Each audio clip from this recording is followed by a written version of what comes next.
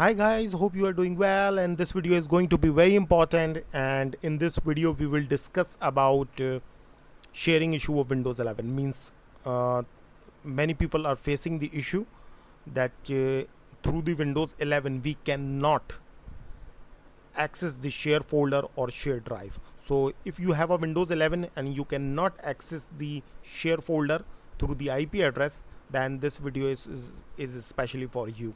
So you have to do two techniques, and through that your problem will be fixed guarantee. So if you are unable to access share drive or share folder through the Windows 11, then you have to follow this technique and your problem will be fixed guarantee.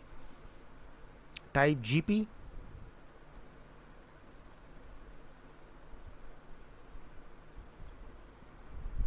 then go into the administrative template and click onto the network. Inside the network you will have a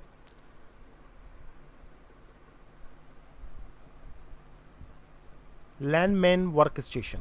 You have to click on that and you will have a file enable insecure guest logons. So you have to click on that and you have to enable it.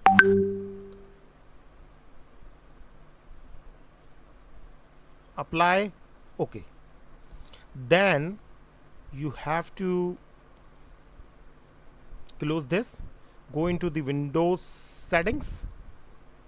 Once you click onto the settings, then you have to click onto the security.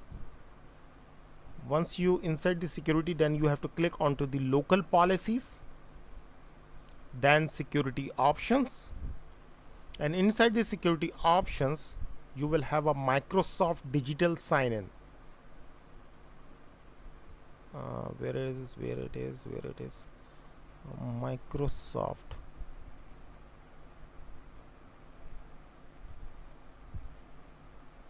This one, Microsoft Network Client Digital Sign-in Communication Always. This should be disabled. By default it is not configured, and you have to click onto the disable and just apply and then okay.